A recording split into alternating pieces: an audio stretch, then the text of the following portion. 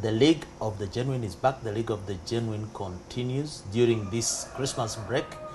We do not stop our programming because counterfeits are lacking everywhere, even during the holidays. And today, to continue the conversation on the important but often ignored subject of counterfeits, is a young guest here. We are specializing in young people this season because we're dedicating this Christmas to the youth, to the young people. So another young person here, Valerie Okinyi. You are most welcome. Thank you. I'm happy to be here. How was your Christmas? Not bad. Not bad, really. You know, because of the tight situation, some people were contemplating to postpone the Christmas. They wanted to go to court to stop it. For you, you enjoyed yours full blast.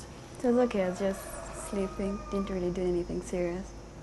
You went to pray to your God, or these days they do it online?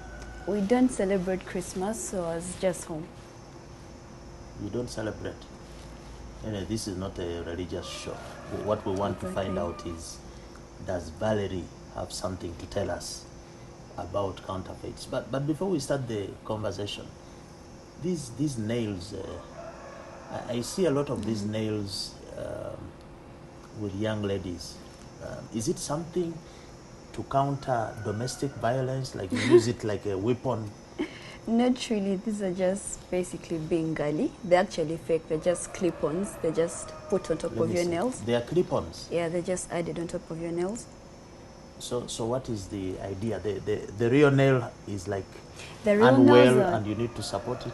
Sometimes they're shorter, and then the other times it's because the designs can't go on the real nails. So they're just clip-ons they're put on top of your nails. So at the time they keep moving. So do you have for male? Can I also get male clip-ons? I don't think they're really there. It's only for ladies? Yeah.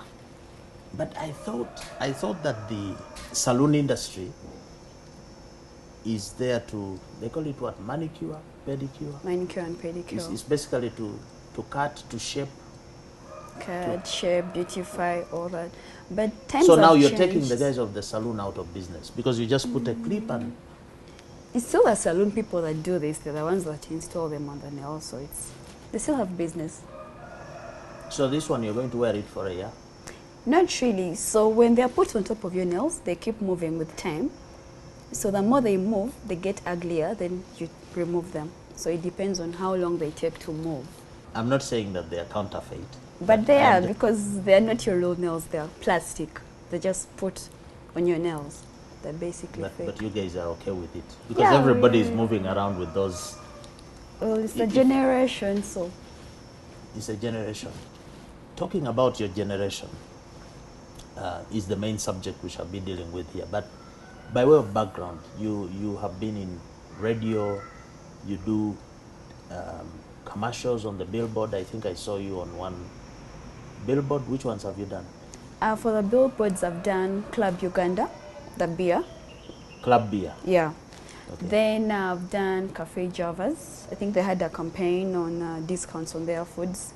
So I've done that. Then I've done various voiceovers. Then I've done what a do you mean TVC voiceovers? that... These ads we hear on radio? Yeah. So I've done a couple of those. So you're the person ones. speaking there? It's not me all the time, but I've done some of those too, and I also do those. Then I've Which also ones have you done, so that we tune and say that is Valerie There speaking? was a Ministry of Health campaign, I think last year. Was it? I think it was a COVID campaign that I did. I think that's the most recent one that I did. That was last year. So Valerie, you are in a position of influence? Something like that. On TV, on billboards. Do you do TV as well? Yeah, I've done TVCs. One of them isn't out yet because I can't really talk about that, but yeah, I also do those. So you're in a position of influence? Brands use me to reach out to people, to portray messages and all that. So are you a model as well? Yeah, I'm a commercial model, not a runway model. I'm a commercial model. I do adverts, TVCs, voiceovers, billboards, yeah, commercials only. I don't do runways. Commercial model. So you are an example. Is it correct to say? You I'm are just a model. I'm a face. whatever brand chooses me to be their face, I'll be the face of that brand for that period of time until the contract expires. Then another brand can use me to portray a message, whatever it is. The youth are looking for direction. The youth are looking for role models. The youth have so many challenges. As a commercial model, do you know that the youth have a problem with counterfeits in their midst, or this is something you're hearing for the first time? I've heard about it from your YouTube channel, but it's not something I really used to give a lot of attention, really, because I think personally I've also gotten into contact with counterfeits, so it's not really something I used to think was that serious of a thing. Okay, now we're in the festive period. Many people are receiving gifts like this. Yeah. We did not open our, I think they opened gifts on Boxing Day. Yeah, that was supposed to be. Okay, so Boxing Day is a few days ago. Let's assume today is Boxing Day. And we're going to look at this gift to try, through the eyes of this gift, to try and explain the problem of counterfeits. When you look at this gift, do you see any aspect, any potential of counterfeiting? People at home have opened their boxes. Do they have in their mind a question of counterfeits? Let's just look at the packaging. If you look, this is a beautiful gift we obtained from one of our clients, Protea Hotels, and we are going to use this to demonstrate the subject of counterfeits. You see on top there is some wrapping, paper.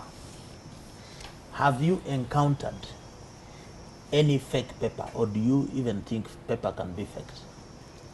What I can relate to is books. I have encountered books that have good quality and the ones that are really bad quality. So I think that's why I can know the fake and the ones that are not fake. Because books come from paper. Yeah, exactly. Pulp and paper industry is worth over $350 billion a year. We don't have the statistics on how much of it is faked, but you're saying maybe you can open. Let's see what is inside and see if we can learn something. Okay, I have a gift there. There's a book. There's a book. Can you show the camera what book it is? It's 366 Meditations on Wisdom, Perseverance, and the Art of Living. This is a book. It is a book. Fantastic book. And you're saying that you have encountered counterfeits in books. Yeah. How? How can somebody tell that a book maybe is fake? For a person who reads, I do read books a lot. So you could walk to a restock and buy a book, or you could buy a book from those hawkers who walk around selling books, and the quality is evident. You can tell that the book you bought from a restock and the book you bought from the roadside is different, because it looks like the ones that are sold by those people walking around just photocopy and just print out the books. So sometimes the pages are missing, sometimes... One of the ways of telling a fake book, the binding, if the pages will fall out easily, this is a genuine book. You see, Okay. The binding is firm, the cover is firm as well, and the price, okay, this doesn't have the price. I had no idea you could tell a book. No, you can tell, the binding, if you get a book and it just flips and the pages open, that is a fake book. It's something new. The binding, the quality of the paper, you can see. This is good paper, original paper. A lot of the books that are fake, you'll buy them and you see they're already torn inside. Some of them are already torn inside. So a lot of people that are receiving gifts during this festive season, intentionally or unintentionally, could actually be receiving fakes. Gifts. But do we, in the excitement of receiving such a present, do we ever give thought I think the thing with us, I'll speak for myself personally.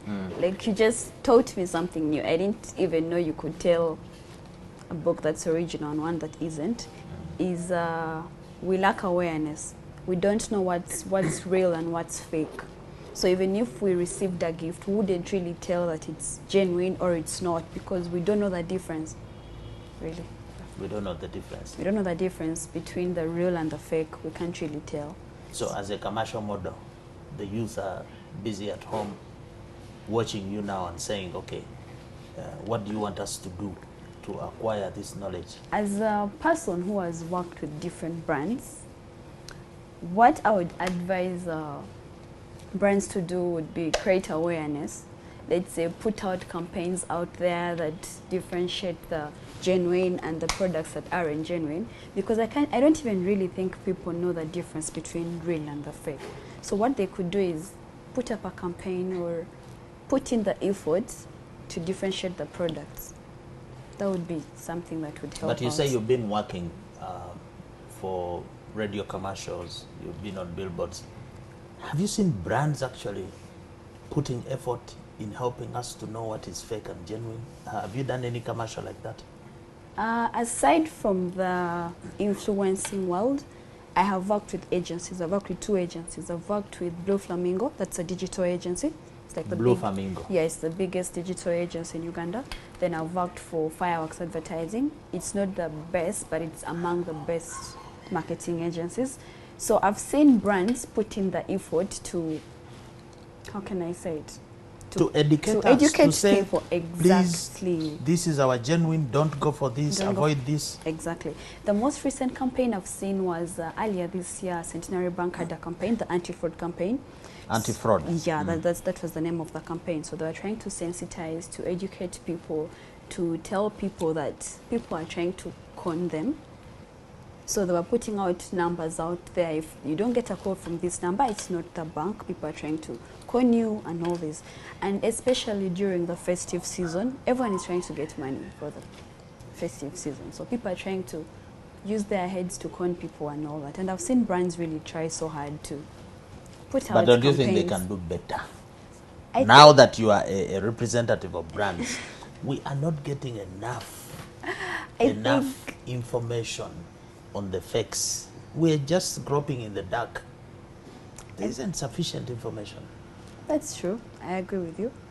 But then for the brands that I've worked with, I see they are trying. But there are also those brands that are not really trying at all. So people are going to keep using the counterfeits because they're not even aware what's real and what's fake. Because you see, every time you advertise a genuine product, you are also advertising the fake version of it. That's very unintentionally true. Because that's called destructive marketing, is it? I don't know whether it's called that. For me, I'm looking at the counterfeit angle. You advertise a genuine product, you show the packaging, you show where it is sold and so on, and that's exactly how the fake also looks like. So me as the consumer, I am, and yet I have the right to know. So do you feel You're a very little right. guilt as a commercial model that maybe you are contributing in misleading us as consumers? Not really. I'm a face for the brands. So the brands are my boss. I'm not a boss to myself. So whatever message the brands give me to put out there is what I do. The message that Mule is putting out there is never my message. It's a message, It's a message for the brands. So yeah, I but think they that say, sometimes there's that saying that if you are a messenger of bad news, then you are the problem actually, because you have conveyed the message. And I'm actually learning about counterfeits today. So maybe now that you've educated me on this, I can do better. I can help the brands do better out there. the book that you're holding, it says it has a lot of wise words. Can you randomly just check something there that you feel maybe can help us in this campaign to make us understand counterfeits? So I'm just going to read out randomly. This says, wish not, want not. Remember that it's not only the desire for wealth and possession that debases and subjects us, but also the desire for peace. Just hold. It's talking about human desire. And they're saying that our wants, our continuous unending want and desire for material things is what subjugates us, is what controls us. Do you see the growth of the counterfeit problem, for example, among the youth, as the unending desire? I'm sure you hold a phone. Yes, it. Let me see it. What phone is this? It's an iPhone. Okay. I'm sure this is the dream of every youth. Yeah. So the quote there is saying, the desire The to be like desire. Valerie, to hold a phone like this with a nice cover, is what, do you think, is what is driving us to counterfeits? I totally Because somebody will agree. fake it just to be like you. I totally agree. I feel like us as youth, we are really facing peer pressure. So you're going to see that I hold an iPhone 12 and you're going to want an iPhone 12, but you can't afford it, so you're going to go for the cheaper version. And you end up falling in counterfeits. Exactly. But what are they saying there if you continue? They are saying that our desires subjugate us and in a way control us. But also the desire for peace, leisure, travel, and learning. It doesn't matter what the external thing is, the value we place on us, on it subjects us to another. Where our heart is set, there are impediment lies. These days, you use post. If you went for Christmas in Sese Islands, you put on Snapchat. We're here having it big. Having You fun. go and have pleasure. You go and travel. So they are saying even your desire, not just for the iPhone, but the desire to be seen, to go, to happen, can also be a factor. So do you think that in trying to control this issue of counterfeits, we should stop wanting? Should we want less? Do you feel we should be contented, not to clamor? Because you'll never get satisfied. That's the truth. Today you came with those nails. Tomorrow, I don't know, maybe there will be another version of nails. Next time you'll put, there are these things you put on the eyes also.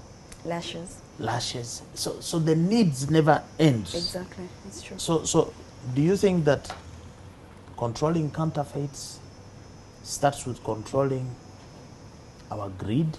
Because I think we are greedy as human beings. I think we are greedy, and the thing with life is you can never really have it all, so you're always going to keep wanting. But that's not something that we can control. That's something personal. So what can be done is educating the people to be contented with what they have, because you can't control someone's needs. You have different needs, I have different needs. And you think there can be a stop? They can't be a stop. Or we have a minimum? Okay, they can minimize it by educating the people on let's say, if you're going to keep desiring for more, this is going to be the result. These are the repercussions of you wanting more. So I can't think we can really control it, but we can minimize it by educating people out there. Or if we want more, at least let us want genuine. Exactly. Because if I am going to compete with Valerie, you youth compete a lot, everybody does, and I must nail it, I must have a look like her, then let me go for genuine. Because we're not saying don't buy, But by consume, genuine. buy genuine. Yes, we're back with segment 2, and we are having a conversation about counterfeits. We are using the Christmas gift that we obtained here to help us understand the effect and issues around counterfeits. So my guest, Valerie, she's going to unpack one by one. So what do we have there? This is wine. Arignac, Baron Arignac. Where is this wine from? Beautiful wine. I think there are 2 bottles. Was it made in 1979? It's a product of In France. 1979. Okay, so many people are receiving such gifts. And we are told that the global wine industry, billions of dollars, about 70 billion. 70 billion. The industry of fake wines is almost $70 billion. Meaning that probably, I don't know, half the wines that are sold, especially in these parts of the world, could be fake. have you encountered, of course I don't doubt this wine, because this is a product that I got from the Marriott hotels, so I believe they have good suppliers.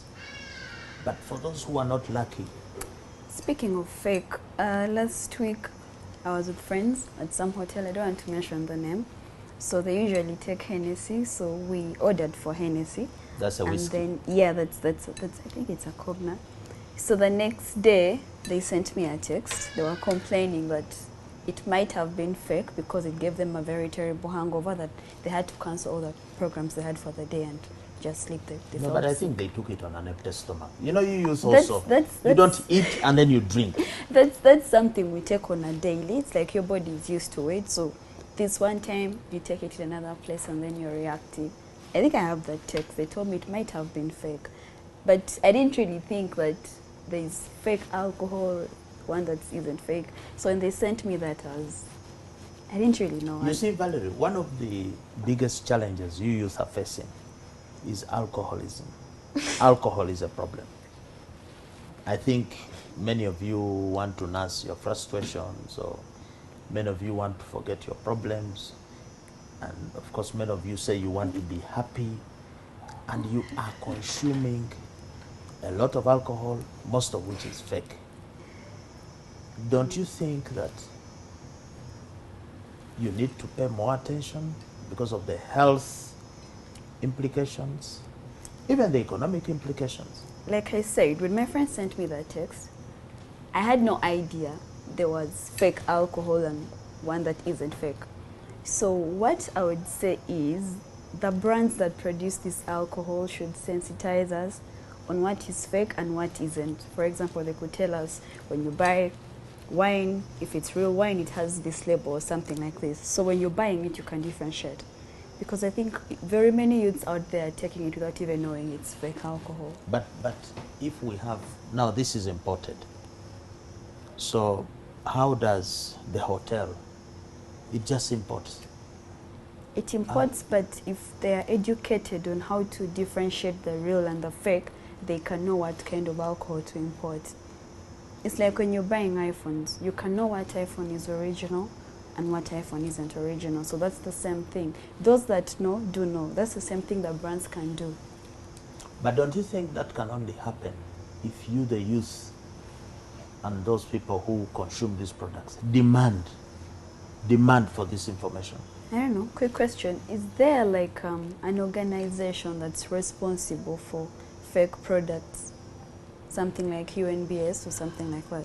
No, UNBS deals with standards. Standard. But can't you, for example, your friends, instead of sending you a message, can't you post this information about your experience? Because online you're gossiping and you're doing all sorts of things, and can't you instead, as a youth leader, as a commercial model, can't you instead channel the experiences of whatever you took online to the brands and ask them to respond and investigate the incident? And because the brand may not be the one that manufactured the fake, but can't you at least inform it about the fake that you have experienced? Well, now that I've been educated on this topic, I think that's something I can take on.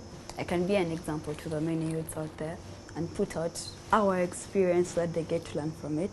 But still, there's me putting out that information there, but I still do not know the difference between real Hennessy and Hennessy that isn't real. No, you just said about Hennessy that this is something you take regularly, so you know the taste, you know the feel, you know the after effect. The aftermath. Now, for the first time, after many experiences, your friends get a headache, a sharp headache, and they say this is not usual. And I'm sure it wasn't one of the friends, all of them, the whole group that took it. So how can all of them? So in a way, you, the consumers, provide vital feedback to the brand, because the brand is not in every bar to see the experience. How about they educate us on how to differentiate it? Because we cannot really tell. So how we can tell is after we've taken the product and then the aftermath, that's how you can tell. But you cannot really tell when you buy it. They all look the same. There's no difference. But I So think, you can only tell when you've taken it into but the I think system. with certain products, you can tell after you've tested. Exactly. That is the challenge. So my idea is that when you test and it is bad, instead of sitting with the information is here in your phone. Very much so. NSC cannot hack your phone to get this information. You have not given it to them. So this information will lie low, and the counterfeiter made his money, and he does the next sale, and next time you're going to be bombarded with another message. So I am suggesting that probably we as consumers are causing the problem onto ourselves. We get injured, we get harmed, and we do nothing. And I'm saying we can do more. You can do Wherever better. you are, post that information out Definitely there. will. And have you had a personal experience? Those were your friends who were taking the Hennessy and they had an issue. You as a person, you've done commercials for a beer. Have you had any issue with any beverage or alcohol that is fake, that gave you a challenge? Honestly, I never take it that serious. The days you drink and then you have terrible hangovers, and then the days you drink and then you don't have no hangover at all. So literally, I just wake up and I'm like, oh, today is a good day, I don't have a hangover. I never really thought it's because the alcohol is fake or something like that. So you could have taken, but I could but have you didn't taken, know. but I cannot tell. But now that I've been educated, I could, You've done a commercial for a beer. yes. Do you know that beer expires and therefore can be fake? Did you know that? No. On average, the shelf life of a beer is about 6 months. 6 months. So if you take a beer which is 8 months old, it's expired. Do they like have expiry dates on them? Yeah, the beers have. The wine, I think, they say the older the wine, the better. Yeah. I'm not sure I that... thought it applies to all alcohol actually. No, beer. Beer expires. And in fact, the accusation, Valerie, as an ambassador for... The accusation is that a lot of the beer promotions you see are trying to push out expired beer. A lot of the promotions are actually trying to push out expired beer. And now, because there are, of course, some genuine promotions, but some are fake. So don't you think that's like a responsibility of the brand and not us the people? Because if the brand is actually pushing something that's about to expire and then they're pushing it to the public, we can't control that. We do not even know. I think the first point should be the brand must inform Valerie and her friends that a good beer, these are the characteristics of a good beer. Exactly. It must have a batch number, it must have a trademark, it must have an expiry date. Very well. And so when you go to the bar, before you get high, but the problem they might serve you the next drinks next when you're round high. You may when not be you're able to ready. see. Can you make it a habit to check the expiry date? And if a beer is expired, put it back and say, no, I won't have this. Problem is, most of you guys don't even know. We don't even look at the expiry dates. I don't look at the expiry dates unless I'm really buying something for the skin or something like that, because you know once you use something that's about to expire or something that's expired, it's going to affect your skin. And as a girl, you care about your skin, so you don't want to have issues with it. So that's the only time I check expiry dates, when I'm buying cosmetics. Then I have a shop that sells cosmetics, so usually I have to check the expiry dates, because when people come to buy, they check them. And I'm not about to buy something that's about to get expired and people will not buy. Now, the bad news is that even expiry dates can be forged. Wow. A lot of the products we have on the market, they change the packaging and rub off the expiry date, and then they put a new date. So there is no guarantee as well that the expiry date, unless you really check that that expiry date has not been tampered with, is legit, like you see on this bottle, everything is original, nothing is rubbing off. So now don't you think that's a responsibility of maybe a bigger organization to come in? Maybe the government, or maybe, I don't know, any other organization to come in and make sure that the consumers are getting products that are legit. You see, that's a good point, but I'll tell you this. When you go shopping for your cosmetics, does the government escort you? Not really, they don't. Who makes the decision? Is there like Me, some the government buyer. minister who says, buy this one, don't buy this one? Me, the buyer, but like you've said, they can fake the expiry dates. So me, the buyer, what I look at is the expiry date. But if I'm going to look at an expiry date that has been forged, I can't really tell if the product is legit or not. So how about an organization comes in and makes sure that these things cannot happen, that consumers cannot be, can I say? Valerie, I want to suggest that the front line for fighting counterfeits is with the consumer. Ultimate front line is with the consumer. The government, the regulators, the brands have a big role to play, no doubt. But the ultimate victim Is the or consumer. beneficiary is the consumer. Because today, as you say, you care about your skin. If you got a fake cosmetic and it burnt up your skin, it's your skin that is burnt, Sure.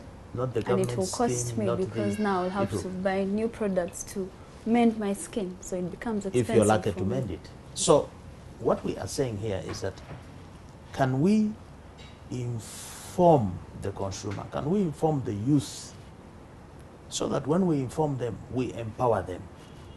But now, once we have empowered the youth, the youth or the consumers, that organization that you're talking about, is you and me and the audience. We are the people who are supposed to awaken, to rise up and demand for genuine. It is us who are supposed to demand. The brands, the regulators, the government and all other people, they are too busy doing many things. They might pay attention if we make some noise. True. If you use your influence, your experience to channel the energy of the youth, because you're very energetic, to say we demand better beer, better wine, better phones, then the brands will listen. True. Just imagine your demand went viral. Because you people are having things which go viral for nothing. So and so was sleeping here, then this one was caught doing this, and those are things which go viral. How about the story of the fake whiskey or cognac that your friends took? How about if it went viral? Don't you think that it would force the brand, one, to investigate the incident, find out if that was their genuine product or it was just rebottled whiskey, two, investigate the source, where was it manufactured, the supply chain, you know, it would force something. Yeah, it will. Can you make some noise as the youth about counterfeits? Absolutely. Can you give them a message on that? Sure. Well, that's something I'm going to work on. It's something that you want to consider. Yes. I know we're about to take a break, but as we continue to unpack, we can put back the wine. As we continue to, so we've talked about the wine, and we've talked about the book. The book. There is a piece of cake here. This is a pastry, or whatever it is. It's a pastry.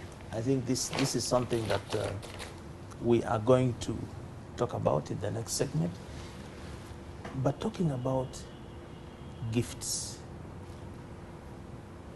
don't you think this culture of presents and gifts is directly or indirectly promoting counterfeits?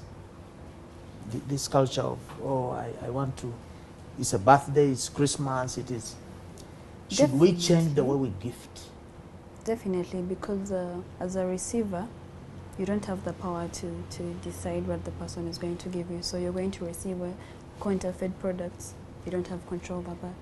So I think if something can be done about it, then that would be good. Shouldn't we put like standards? If you receive a fake gift, somebody sends you a fake phone as a gift, in order to fight the vice, what do you You tell them, or you are embarrassed in our culture, you don't talk back. Well, the culture we come from, a gift is all about the thought. It's the thought that counts.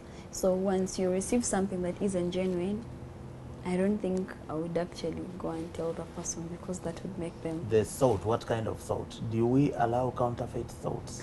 If somebody has a thought that you deserve a fake, because how are we going to stamp out this vice if we are afraid to confront it and speak about it?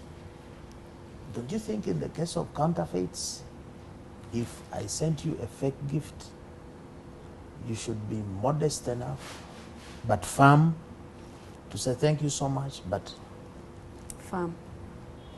Thank you so much, but it's fake. so that I check myself, And next time you don't I do check make mistake. the source that I'm buying from. Because if you keep quiet, this is how It's going to keep happening. the vice is growing. So maybe starting with you, we can change the way we gift.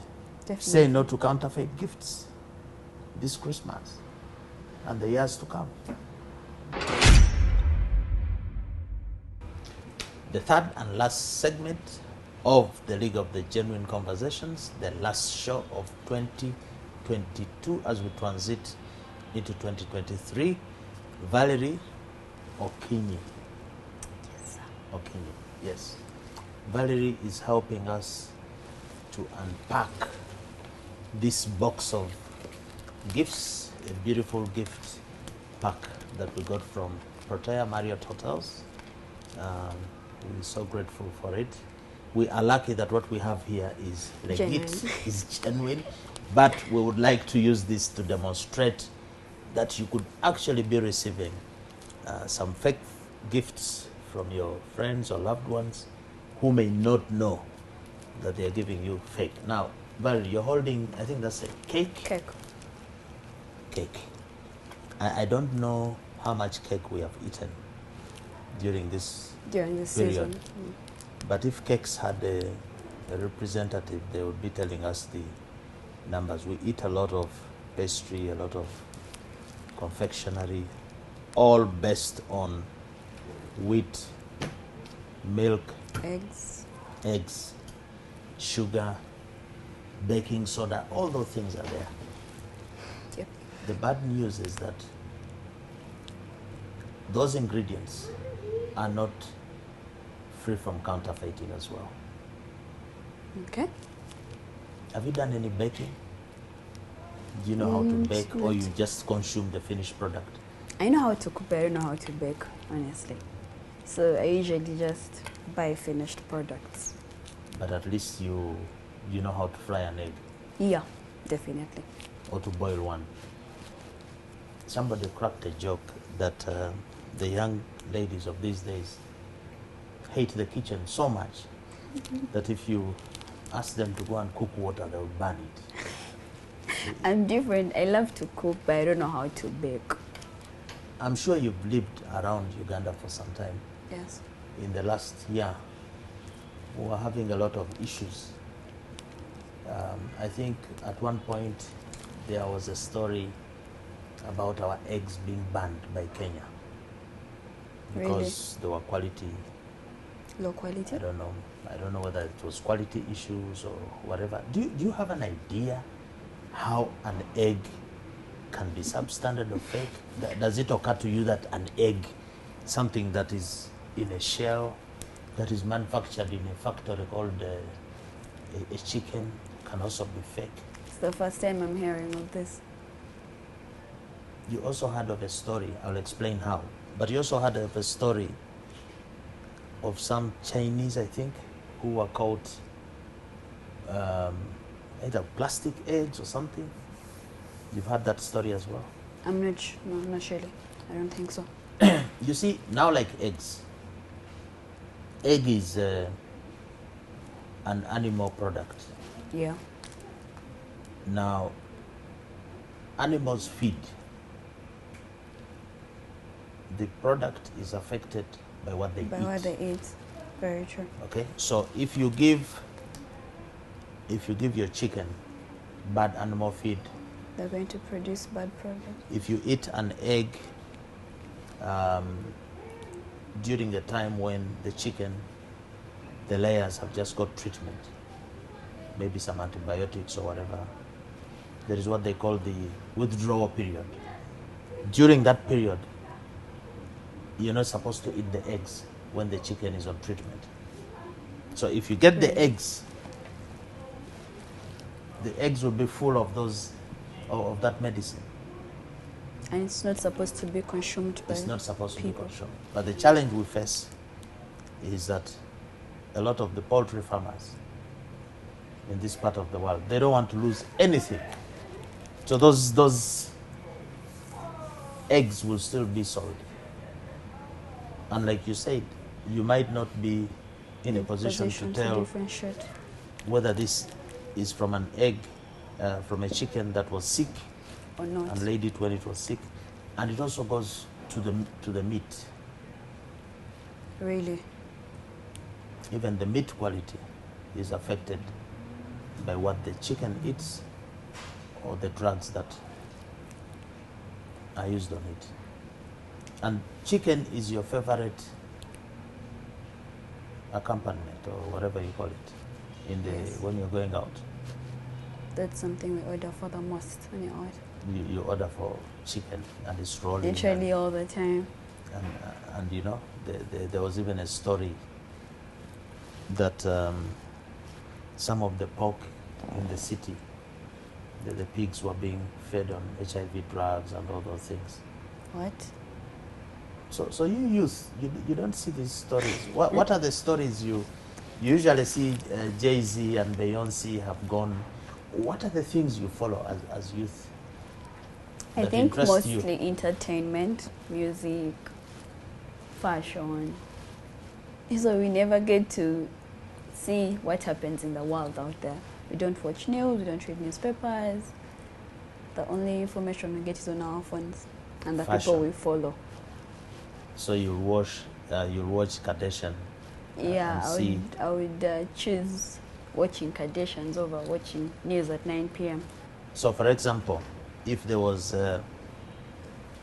Kardashian speaking today, I don't know, I don't follow their programs, and there was Valerie here giving a message to the youth about to watch out for the food that they eat, because a lot of youth are falling sick. For example, a lot of the youth are becoming resistant to antibiotics. There's antibiotics resistance.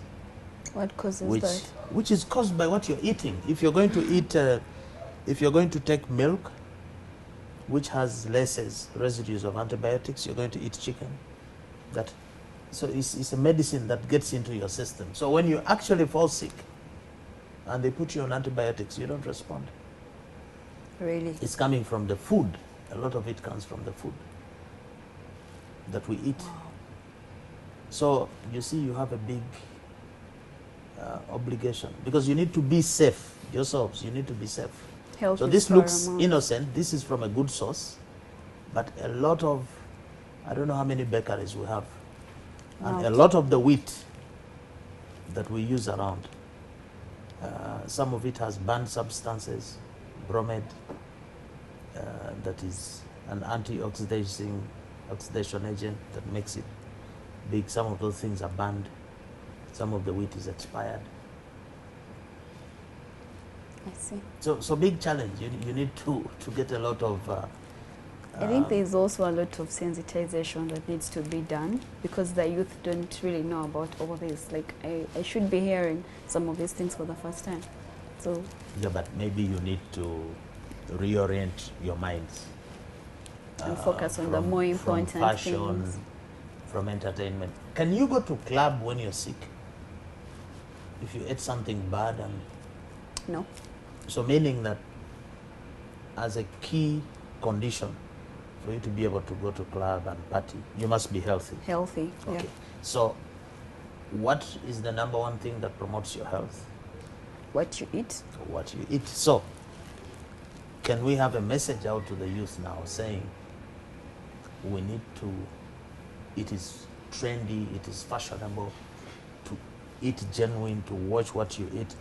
The milk, which is also used. Have you encountered bad milk or any of the milk products? I can't tell. I can't really tell the difference. You can't tell the difference. But you know what they do with the milk? I know they put some preservatives to keep the milk longer, something like that. There are some people who, after mixing the milk with water, they put Blue Band on top. Okay? So when you're looking at the milk to make like cream, so you see the cream, you think it's genuine milk. And some people put in cassava. Cassava. To make it a bit thick. Yeah, cassava flour. To make it a bit thicker. So even the milk that you take, even if it's a product from a cow, wow, can have issues. So we can have the box back, the cake back. So you can see that even in a packaging like this of course is genuine. Again, we need to thank Protea Marriott Hotels for a beautiful gift. But typically, Barely and those listening, you can have a beautiful box which is trapped, which can be trapped with fake. So we need to be pushing for only genuine products in whatever it is we are receiving. Let me, as we close, I would like to find out from you what you think is causing this thing you say you've discovered. What is the major issue? Here on the show, we've developed the acronym Duncan, which you can see there. As a youth, what do you think is the biggest issue disturbing you that is making you consume counterfeits? Is it because you're just negligent, you're a generation that doesn't care? Is it because you are... I'll speak for myself. It's because I'm negligent. Then it's because I lack awareness. You're negligent and you lack awareness. I never really look at the expiry date when I'm buying products. I've just learned today that it's very important to check for the expiry dates. Then I didn't even know that some of the products we consume are fake. So it is negligence. Negligence on your part. What about price? Price, you really... Because you see your hair now, I don't know, how much does it cost? Those hair extensions. These hair extensions are cheap. These are not human hair. No, they are not human hair. Yeah, but I'm sure they are cheaper ones than those. I'm not sure. There are people who will go out of the way to just look like you. Price, is it price? This wine that we just saw here, if you check the price, this brand is about $14, $13. That's about 40,000. But I'm sure you might find a wine looking like this of 10K. Don't you think price, don't you think as young people, that's affordability... a very big factor for the youth, because they want to live a certain lifestyle but cannot really afford it, so they opt for the cheaper options to feel like they're living that kind of life. They are living large. Yeah. But this notion of living large, where did it come from? Is it because of TV? Do you think TV, because in our days there was one TV, a long time ago, it was UTV. UTV. If it switched off at 11, you go to sleep. You guys are watching TV up to morning. 50 channels to choose from. You're spoiled for choice. Do you think the information age has brought products so close to you, yet so far? The genuine ones are far. I could say technology. It's not only TV, because I don't think youths watch a lot of TV. It really depends on even what we watch. Not TV, okay, just online. Exactly. So everything we YouTube. have out there, YouTube, the things we watch, Instagram, Twitter, Pinterest. So you want to live that lifestyle, but you cannot actually afford it. So you opt for something cheaper. to feel like you're living that lifestyle. No, but even online, a lot of you guys buy things online. Online. And a lot of the things you buy online are also fake. I feel like the online sales are way more than the physical sales. So yeah, the In what online sense? stores too. The online stores are selling more genuine. No, they make more sales than the physical stores. Or in actual sales. But what about the sales for fakes? Have you encountered or seen somebody who ordered something and got... Yeah, very many times. It's What that's very product? common. You could order for something online, and then what they deliver is not what you actually ordered for. Like what? Like what product? Shoes, clothes, hair, jewelry. Yeah, but you know the address that you bought the stuff from. Why don't you... Once you've bought the product, taking it back, it's going to be some other issue. Because these people do not care. It's not like they have a physical store that you're going to walk in and you have a warranty that you're going to bring back a product. No, you just bought a product online and... You mean they give you no warranty? I don't think they actually do. Once you buy it and it's not what you envisioned, and that's it. And it happens. So then why don't you mobilize all those people who have had this situation? If it is a particular platform that sold this to you, why don't you protest? Because we are here talking about counterfeits and the challenges we are facing, and then we do nothing about it, especially you, the youth. Don't you think it is time you push back a bit and demand? I think it's time we acted. We put a stop to it. There is another C there as we close. Many of you youth don't know the dangers of these fakes that you're using. For example, the cosmetics. The cosmetic goes directly onto your skin, direct into your bloodstream.